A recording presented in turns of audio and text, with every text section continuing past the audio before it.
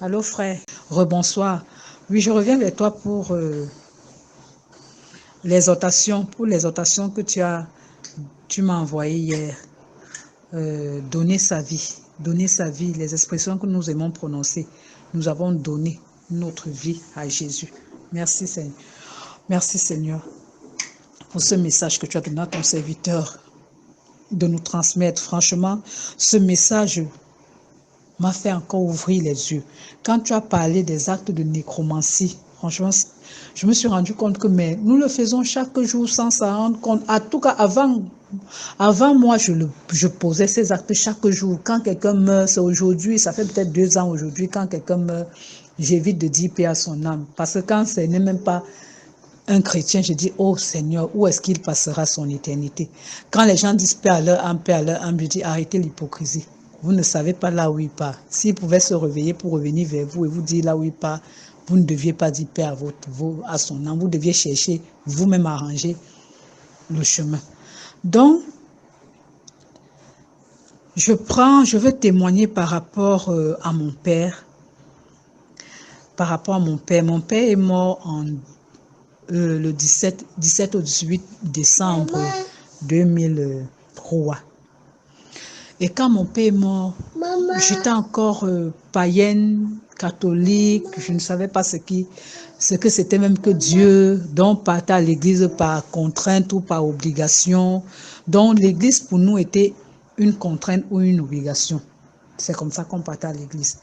Donc on partait à l'église et le soir, on était dans nos voies. Quand papa donc est mort, je me suis rendu compte que j'avais blasphémé contre Dieu à l'époque. J'ai dit à Dieu, Seigneur, pourquoi tu as pris mon père? Pourquoi tu as pris cet homme? Et quand je regardais les hommes à son âge, 73 ans, je disais que, oh, donc j'avais des ressentiments d'envie, que ouais, pourquoi ce n'était pas mon père? Pourquoi mon père ne pouvait pas rester? Regarde, ce papa-là, il est encore là, il est vivant. Pourquoi ça ne pouvait pas être mon père? Pourquoi ça ne pouvait pas être mon père qui était vivant? Et j'avais dit, Dieu, pourquoi tu as pris mon père? Pourquoi tu as pris mon père? Pourquoi tu as arraché mon père de la vie? Et c'est comme ça que lors de l'enterrement, je suis là sur au chevet du lit du père. Je dis, oh papa, pourquoi tu nous as abandonnés? Pourquoi? J'étais tellement meurtrie. Et comme tu as parlé des esprits de famille, quand tu dis, tu vas me manquer, tout ça là, les esprits de famille te hantent. Et vraiment, après la mort de mon père, j'ai été beaucoup hantée par ces esprits de famille. Quand on a enterré mon père, 4 mois plus tard, c'est mon frère aîné, le premier fils à mon père qui est tombé, il est mort. Quand il est mort, c'est là où j'ai compris que Dieu avait beaucoup aimé mon père. Dieu n'a pas permis que ce monsieur puisse enterrer un enfant dans sa vie. Ce monsieur puisse enterrer l'un de ses enfants, déjà étant grand, puisqu'il lui-même il était déjà vieux, que Dieu l'a beaucoup aimé. C'est là où j'ai commencé à demander pardon à Dieu. Donc Dieu m'a fait comprendre que j'ai aimé ton père. Et c'est tous ses enfants qui l'ont enterré. Alors que si mon père ne mourrait pas 4 mois avant, c'est qu'après 4 mois, c'est lui-même qui devait enterrer son premier fils. Quel serait le degré de chagrin qu'il devait descendre dans la tombe avec? Et son meilleur ami, comme on dit souvent que le premier fils d'un homme, c'est son meilleur ami. Donc vraiment, c'est là où j'ai dit, Seigneur, pardonne-moi. J'ai dit des idioties. Que papa, tu es omniprésent, omniscient, omnipotent. Tu es partout au même moment. Tu sais déjà ce qui va arriver. Tu connais tout. Tu es le tout-puissant. Tu savais déjà ce qui devait arriver à l'horizon, alors que l'homme ne voit qu'au bout de son nez. J'ai demandé pardon à Dieu. J'ai demandé pardon à Dieu. Et après ça, maintenant, quand on les a enterrés, 4 mois après, on a enterré mon frère, maintenant je commençais à voir les songes sur mon papa. Je rêve, je vois mon père. Parfois mon père arrive dans le songe de passage, il me dit, salue-moi tes frères et sœurs. Et je me lève le matin, tout innocente, je me lève, je prends le téléphone, Oh, ma grande sœur, papa t'a salué. J'ai fait un songe aujourd'hui, avec que je vous salue. Telle personne, papa t'a salué. Tel papa t'a salué. Tel papa t'a salué. Et chaque temps, je dis que, oh, j'ai vu le songe aujourd'hui, j'ai vu papa aujourd'hui. J'ai fait le rêve aujourd'hui, j'ai vu papa aujourd'hui. Au point où mes sœurs même étaient parfois jalouses. Elles me disent, mais pourquoi c'est seulement à toi seul que papa se révèle? Il faut aussi qu'il, depuis qu'il est mort, on lui a même plus jamais vu. Nous aussi, on aimerait voir papa. Et je me rendais compte que la date qu'il était mort, quand un an passait, je pleurais. Le même jour dont je me souvenais de ça comme un anniversaire, je pleurais, je me lamentais, je pleurais, je pleurais, je pleurais. Toute cette journée pouvait être une journée noire pour moi, une journée de deuil, de lamentation, une journée de deuil, de lamentation. Au point où quand je grandissais, c'était toujours comme ça. Jusqu'au jour, je suis arrivée ici en Côte d'Ivoire et quand j'ai rencontré les frères Martin, un jour, le frère était en train d'exhorter sur la mort. Et il parlait de ceux qui rêvent et voient leur père. Et on a commencé à poser des questions. C'est là où j'ai dit, mais frère Martin, moi je vois mon père chaque jour dans le songe. Et il dit, non, ce n'est plus ton père est mort. Il est dans un lieu, soit le séjour des morts, soit dans le lieu de repos, il attend le dernier jour pour le jugement. Je lui dis, mais pourquoi alors quand je vois mon père vient toujours dans les songes, tout. Il me dit que non, ce n'est pas ton père. Il me dit prochainement quand tu vois, l'assemblée directement a dit prochainement quand tu vois, il faut chasser cet esprit-là. Maintenant, le soir là, quand j'ai fini avec eux, j'ai commencé à prier. J'ai dit, Seigneur, si c'est n'importe quel esprit de famille, qu'il disparaît dans mes pensées, dans mes songes, dans mes visions, dans le spirituel et dans le physique au nom de Jésus. C'est comme ça que je commençais à pleurer. Je commençais à pleurer en disant, Seigneur, j'implore ta miséricorde, délivre-moi au nom de Jésus, délivre-moi au nom de Jésus. Après, j'ai commencé à prier l'Éternel, j'ai dit, Seigneur, délivre-moi. Délivre-moi de ces esprits de famille, délivre-moi. Délivre-moi de cette nécromancie qui me pousse à parler à des morts, délivre-moi.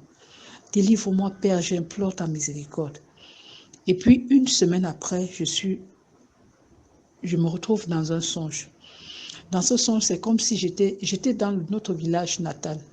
Et dans ce village, au village, maintenant, j'entre à la maison et puis je vois mon père assis au salon. Et puis quand je le vois subitement, j'ai cette envie, cet amour-là pour dire, papa, comment tu vas? Oh, papa, yayato. Donc net, quand je veux m'approcher de lui, subitement, l'esprit me dit, fais attention, ce n'est pas ton père, c'est un esprit de mort. Subitement, je freine devant et puis je me recule et puis je m'assois sur une chaise. Il me dit, mais pourquoi tu ne viens pas me saluer? Qu'est-ce qu'il y a aujourd'hui? Pourquoi tu ne viens pas me saluer comme avant, les trucs comme ça là? J'ai dit, non, je ne peux pas venir te saluer parce que tu n'es pas mon père. Il dit, mais qu'est-ce que tu dis aujourd'hui? Qu'est-ce qui ne va pas avec toi? C'est quoi que tu dis? Tu dis quoi comme ça? Comment je ne suis pas ton père? Je suis alors qu'ici, je ne suis pas ton père. J'ai dit, désolé.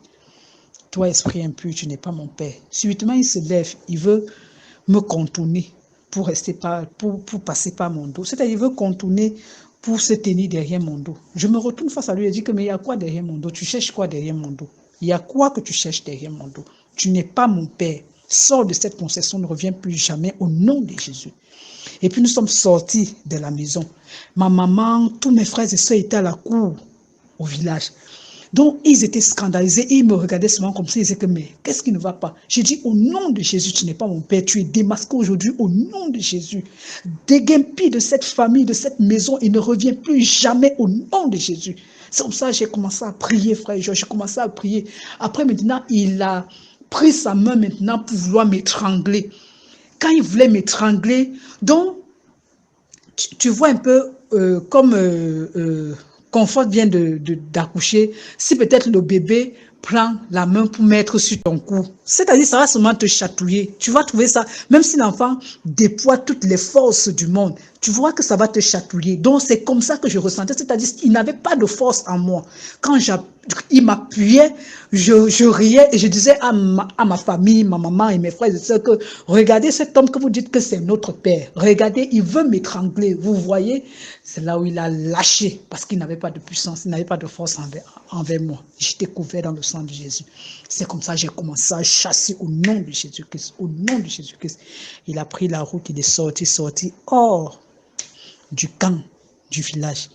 C'est comme ça que j'ai sursauté du lit, j'ai glorifié l'Éternel. Je n'ai plus jamais vu, frère, je n'ai plus jamais vu le songe de cet esprit de mort, parce que ce n'était pas mon père. Je n'ai plus jamais vu le Seigneur m'a délivré au nom de Jésus-Christ. Je n'ai plus jamais vu cet esprit. Donc, jusqu'après, même quand mes soeurs parlaient, je leur ai fait la confession, là, je leur ai reparlé du songe, là, je leur ai fait la confession que, oh, ce que je voyais avant, ce n'était pas papa, c'était un esprit de mort, un esprit de famille, qui a tout simplement pris le visage de papa pour venir nous hanter chaque jour avec.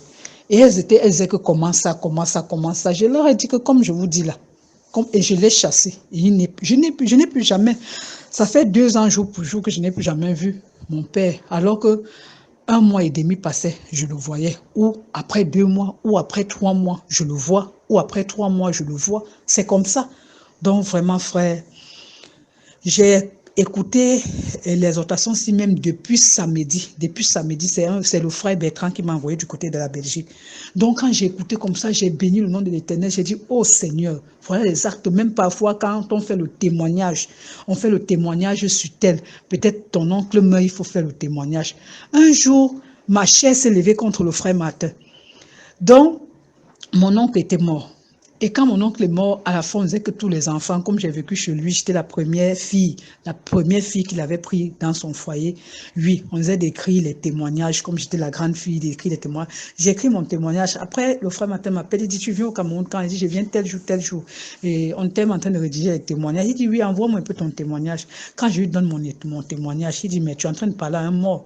J'ai commencé à me braquer, frère. Je lui dis, mais comment ça je parle à un mort? Comment je peux dire que je parle à un mort? Il dit, mais regarde toi-même. Lui-même, il se met à lire ce témoignage devant moi. Il se dit, j'ai dit, non, je ne parle pas à un mort. Je suis seulement en train de dire ce que mon oncle a fait pour moi dans la vie. Je suis en train de raconter ça plutôt aux invités, à ceux qui sont là pour l'enterrer. Il dit, non, que regarde la fin maintenant, tu dis quoi? Ça m'a même fait me retirer du frère Martin, même pendant 2 jours. Je le boudais. Après, maintenant, quand j'étais maintenant dans l'avion pour le Cameroun, avant même de prendre, on n'avait pas encore décollé. Et puis ça, maintenant, j'étais en train de causer avec les frères et sœurs. Et je me rendais compte qu'effectivement, j'ai parlé à un mot et qu'il fallait que je me confesse. C'est là où j'ai demandé pardon au frère Martin. Et puis j'ai demandé pardon aux frères et sœurs. Et c'est même moi-même qui leur a raconté que j'étais en train de braquer. J'ai murmuré contre le frère Martin. Puisque le frère Martin ne savait pas que j'ai murmuré contre lui quand il disait ça. J'ai murmuré contre lui et j'ai avoué que frère, quand tu parlais ça, ma chair était braquée, ma chair était debout contre toi. Et au-dedans de moi, voilà les paroles que je disais. Je murmurais contre toi. Donc vraiment, frère, je bénis le nom de l'Éternel et vraiment, frère Georges, que le Seigneur te bénisse abondamment et continue à te donner le message même qui doit toucher véritablement ses enfants et qui doit nous permettre de sortir de la boue, de nous dépouiller pour pouvoir monter, regarder qu'au ciel. Au nom de Jésus-Christ. Amen.